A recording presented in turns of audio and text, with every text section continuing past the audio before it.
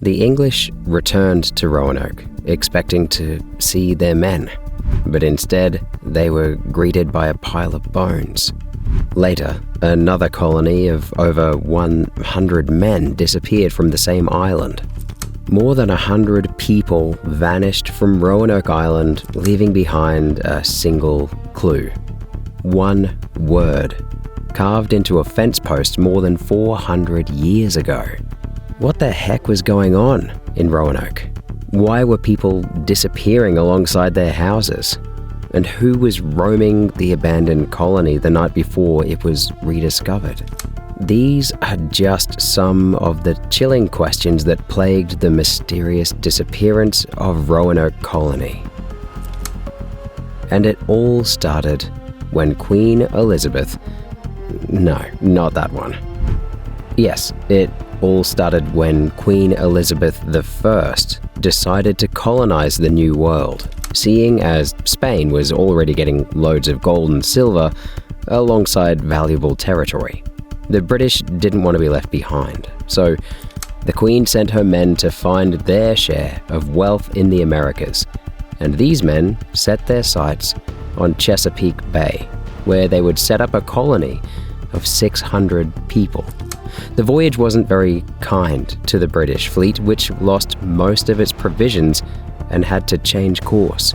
The colony was downsized to 107 people who were dropped off at Roanoke Island. Soon they met and established friendly relations with the native Secotán people. This would have been impossible without the help of Manteo, a member of the Croatoan tribe, who had befriended the colonists earlier. See, Manteo set up a meeting between the colonist leaders and the Secotán tribe's elder, Granganameo. As a result of this meeting, the colonists were given land on Roanoke Island, where they set up the first ever British colony, the Lane Colony, named after its governor, Ralph Lane. But if we're being fair, it should have been named the Manteo Colony because of how important this guy actually was. The colony was short on supplies because of the shipwreck mentioned earlier, plus it was too late to plant and harvest crops, so Manteo helped the colonists secure food from the native Secotán people. But by springtime, Secotán generosity was running out. The colonists were relying too much on Secotán food. Plus, the hospitable elder Granganameo had died. His brother, Wingina, who was the actual chief of the Secotán tribe, started to get suspicious of the Brits. The first hint of this was when he changed his name to Pemisapan, which roughly translates to the one who watches. He also established a new temporary tribal capital on the island from which his people could keep an eye on the colonists. Why did the chief get so suspicious of the colonists so quickly? Well, one reason was that whenever the settlers met with the Secotáns, many of the natives would get ill and die. The natives started to believe that the colonists were shooting them with invisible bullets, which was kind of true. The British carried germs that the natives were not immune to. While these germs didn't cause sickness or even symptoms of sickness among the colonists, they would lead to serious outbreaks and death among the Secotáns. So Pemisapan came up with a genius plan to get rid of the colonists on Roanoke Island. He told Governor Ralph Lane that the Roanoke leader, Menetanon, was meeting with his allies to raise an army of 3,000 warriors to take out the settlers. At the same time, he sent out word to Menetanon that the British were raising an army to attack his people. Pemisapan set up both parties for a useless war. But when Lane marched to Roanoke, he caught Menetanon by surprise. The Roanoke leader hadn't yet raised an army, but had Governor Lane killed him, an army would show up to seek revenge. Fortunately, Lane didn't harm Menetanon and instead chose to interrogate him. That's when he learned that his Secotán host, Pemisapan, had tried to rile up Menetanon against the Brits. Lane realized that Pemisuppan was scheming against him. So Lane decided to launch a preemptive attack and killed Pemisuppan. Then he had his head displayed on a pike outside the English fort on Roanoke Island. The message was clear for the natives: do not mess with the colonists. But it was also clear to the colonists that they could not expect help from the natives. Fortunately, just as they were about to run out of food for good, help arrived when Sir Francis Drake... No, not that one. Yes, that one. When Sir Francis Drake unexpectedly arrived at Roanoke Island with his fleet. He had just concluded a successful raid of the Caribbean and told the colonists that they could hitch a ride back with him. Lane and company packed up and left with Drake. Soon after they left, food and supplies arrived with Sir Richard Grenville, who was surprised to find the colony abandoned. He dropped off 15 men at Roanoke to maintain England's claim, and then he, too, left the island. Had Grenville known how bad things were between the English and the Secretan natives, he would not have made that mistake. But he didn't know that he was leaving behind just over a dozen men in a hostile enemy territory where his countrymen had killed a local chief and displayed his head on a pike. And those he left behind would pay for it. Next year, a new group of settlers arrived at Roanoke Island where they expected to see Grenville's men. What they found instead was a pile of bones. Soon after, they encountered and interrogated 3 natives. One of them spilled the beans. The Croatoan native told the colonists that shortly after Grenville's fleet left, an alliance of the mainland tribes attacked his contingent. They killed 2 people and used flaming arrows to set fire to their food stores. 13 men survived this attack, which would explain the small pile of bones found at Roanoke Island. Those who survived the attack left the island on a boat and were never seen again. After discovering the horrifying fate of Grenville's men, John White and his men weren't too eager to settle in Roanoke. Besides, this time around they had their eyes on the Chesapeake Bay. Roanoke was meant to be a temporary stop where they would catch up with Grenville's men. But the pilot of the flagship, Simon Fernandez, just left White and his people on Roanoke Island instead of taking them to the Chesapeake Bay. So White and company had no option but to start a colony on Roanoke Island. Just a few weeks later, White's daughter Eleanor Dare gave birth to her own daughter Virginia, the first European to be born in the Americas. Unfortunately, this was no time to celebrate as supplies were once again running low. Fortunately, White had brought with him Manteo, who had sailed to England with an earlier fleet.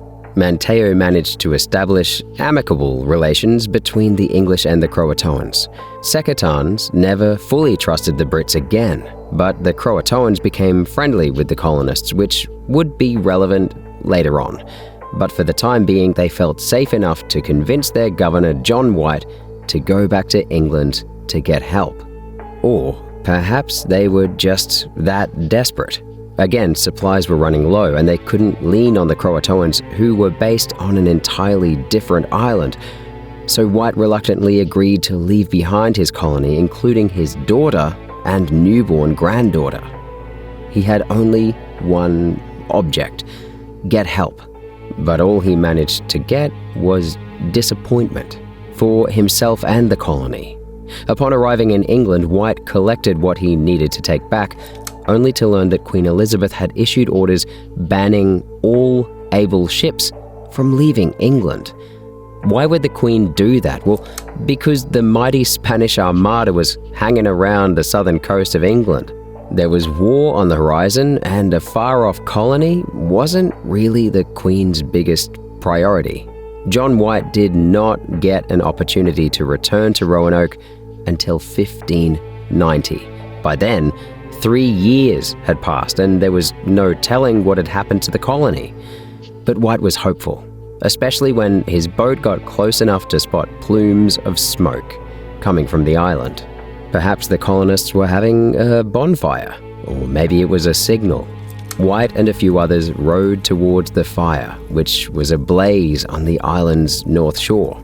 But by the time they reached the island, it was too dark. The men decided not to risk walking into what could be enemy territory.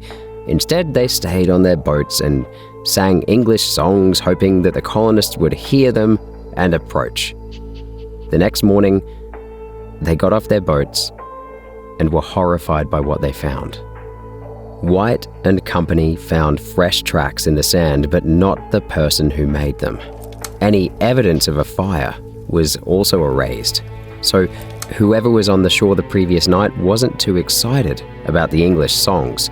If they were going to find the colonists, they would have to go to the site of the colony. So they walked past the shore and made their way to where the colony was supposed to be. Along the way, they found a tree with the letters C-R-O carved into its trunk. Finally, they made it to the colony, which now had a defensive fence around it. And carved into one of the fence posts was the word Croatoan. The party went inside and found the colony completely abandoned. There was no one around and everything was gone. No pans, no pots, and no houses. Even the boats had vanished. What was left behind was a couple of small cannons and several large trunks which had been dug up and looted. 3 of the trunks belonged to White himself, who had buried them before leaving for England 3 years earlier. During that time, something happened that made the Roanoke colony disappear, and John White never got to meet his daughter or granddaughter again. And to this day, we don't know what happened to them or to the lost colony of Roanoke Island. 400 years have passed since the Roanoke colony disappeared, leaving behind not a single clue. But over the centuries, archaeologists and historians have gathered more evidence that could solve the mystery of what happened to the Roanoke colony. The first clue is what White found almost immediately after a brief look around. C-R-O carved into a tree, accompanied by the full word Croatoan carved into a fence post. But within this clue was another clue that only John White understood. Before departing for England, he had told the colonists that if they decided to desert the colony, they had to leave behind a clue like the name or the direction of the place. He also told them to include a cross if they were leaving in distress. So the missing X was a clue in itself. The colonists had left of their own accord. But then why couldn't White find them? Well, he tried. The carving on the fence post indicated that the colonists had left for Croatoan Island, which is the modern-day Hatteras Island. White convinced the captain of his ship to take a trip to Croatoan, but the ship was caught in a storm. The captain agreed to wait out the storm and try again, but an even greater storm followed. The captain decided not to follow through on the Croatoan visit and took the battered ship back to England. 5 years later, English ships would sail past Croatoan without stopping to look for the colonists. And that's where things get interesting. And we get our second clue. Sir Walter Raleigh, who had funded the Roanoke colony, wanted to keep his claim alive. So he went along with John White's claim that the colonists had simply relocated. 5 years later, he went on a transatlantic voyage to look for the lost colonists, but later admitted that it was an excuse for him to go look for the mythical city of El Dorado. On his way back, he sailed past the Outer Banks, passing by Croatoan, but he didn't stop to search for the colonists. His reason was that the weather was too bad. Raleigh would gain so much from simply finding one Roanoke colonist. He would enforce his monopoly on the region, yet he didn't even try. Twice his ships passed Croatoan, yet his men never stepped on the island. And the reason could be that he didn't want to confirm that there were no Roanoke survivors on Croatoan because that would end his claim, allowing new financiers and explorers to set up their colonies in the region. But that wasn't the clue. The clue came with the final British expedition to look for Roanoke colonists. This was in 1603, which was 13 years after John White found Roanoke abandoned. The expedition was led by Bartholomew Gilbert, who landed at an unspecified location and was killed by the natives for an unknown reason. The surviving crew had to rush back empty-handed. What happened to Gilbert hints at what could have happened to the colonists. They could have been killed on Croatoan, or even before they made it to the island. That would explain Walter Raleigh's skepticism and disinterest in locating the colonists. Again, that would solve the mystery, if it weren't for the next clue. John Smith, whose name sounds like it was made up by a scammer trying to sound American, was a British explorer who was central in establishing Britain's next colony in the Americas, Jamestown, Virginia. In 1607, roughly 17 years after Roanoke was lost, Smith was captured by the Powhatan tribe near Jamestown. The tribe's chief told Smith about a place where people wore European-style clothes. This clue would have put an end to the mystery if John Smith wasn't a bona fide liar. He was the one who discovered Pocahontas and wrote about how she saved his life. Smith's head, according to his story, was placed on a rock and about to be smashed by a club when the chief's daughter, Pocahontas, rushed in and placed her head on top of his. This stopped the execution and made Pocahontas a legend. The only problem was that, according to the tribe's traditions, Pocahontas wouldn't be allowed anywhere near the execution site, which was a male-only venue. Smith lied about Pocahontas to make it look like coexisting with the native tribes was possible. And he had to make that point to keep the Queen interested in Jamestown. He could have lied about Roanoke for the same reason as well.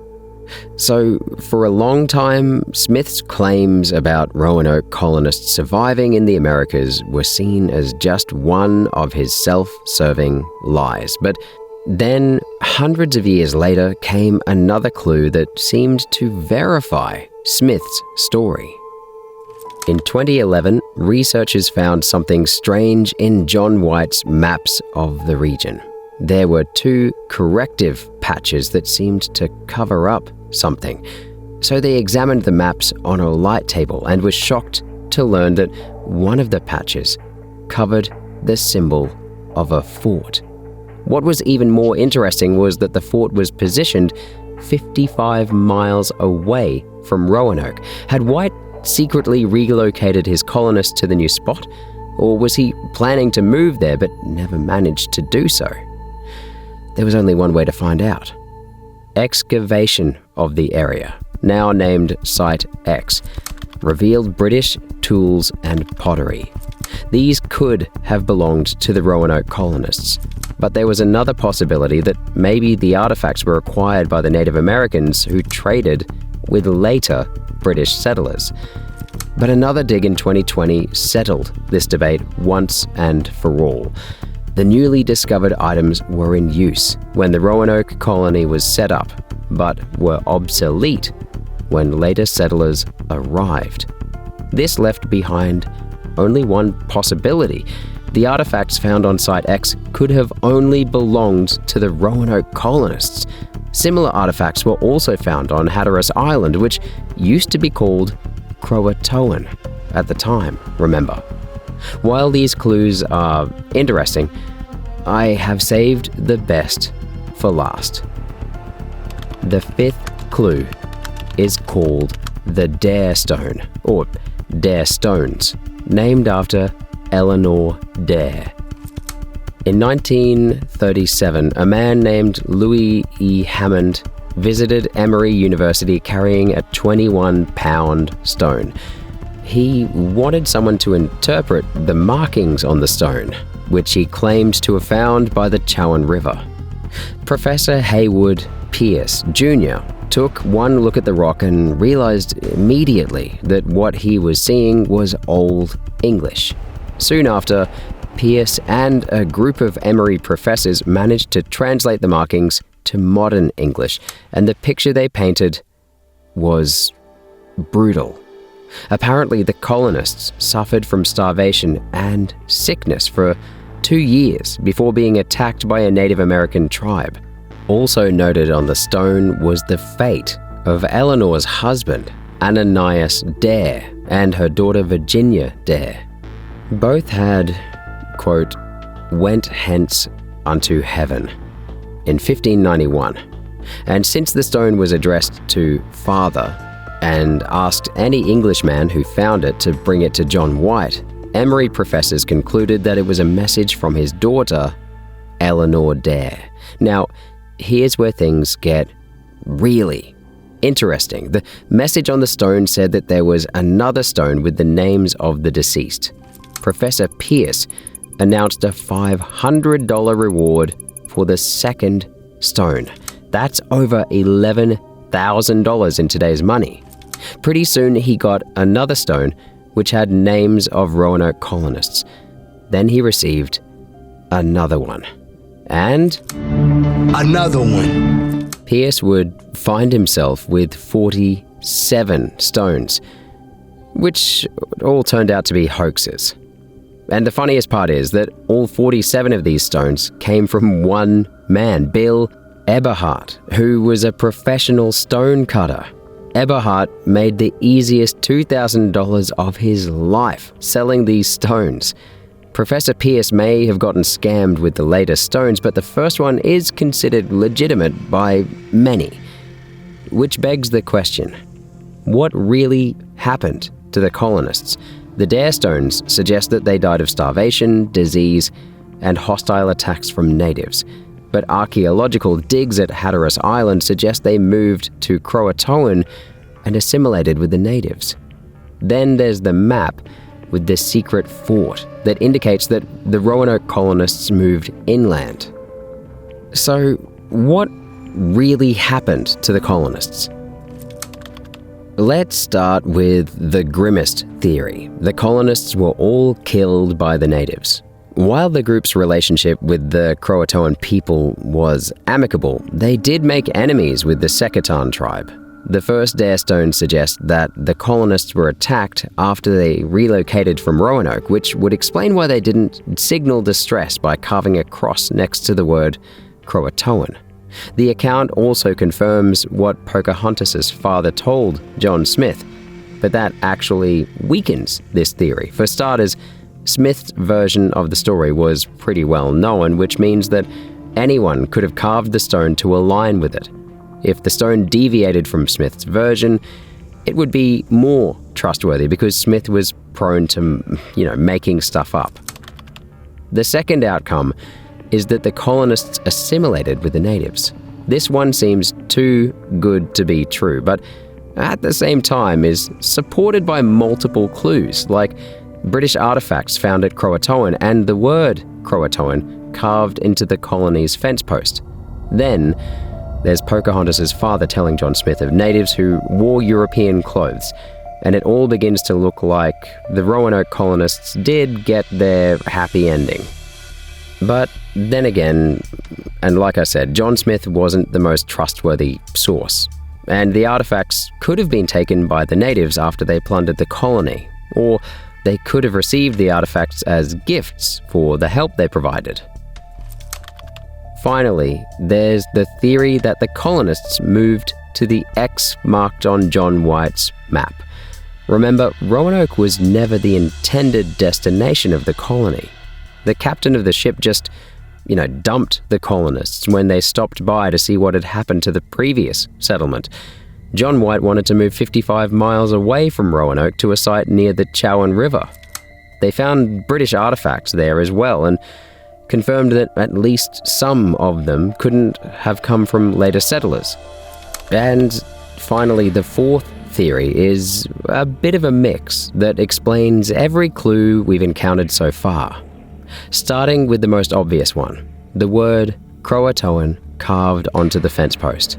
This shows that the colonists moved out of Roanoke with the goal of going to Croatoan. The lack of a cross suggests that, at least as of the time of their departure, they weren't in distress. This rules out a Secretan attack. The next question is, did they make it to Croatoan? It seems like they did because of all the artifacts found in archaeological digs on Hatteras Island, which back then was known as Croatoan, remember. But what happened to them after that? Early British travelers mentioned seeing white Native Americans, and natives in the region as early as the 1600s had stories of their ancestors who could speak from the book. On top of that, the digs at Hatteras Island revealed native tools and artifacts alongside British ones, implying coexistence. The only thing going against this theory is that it sounds just too good to be true for a time as rough as the 1600s. But once you realize that the Croatoans hated Secretans, who had enslaved them for years, by the way, you can see how keeping the colonists around was a very practical decision for the Croatoans. The colonists had powerful ammunition, which would ultimately run out, but still the reputation they developed from the easy work they made of the Secretans would be a very powerful deterrent that the Croatoans would need. But what do you think of this theory, and the rest? And which one do you agree with? Let me know in the comments.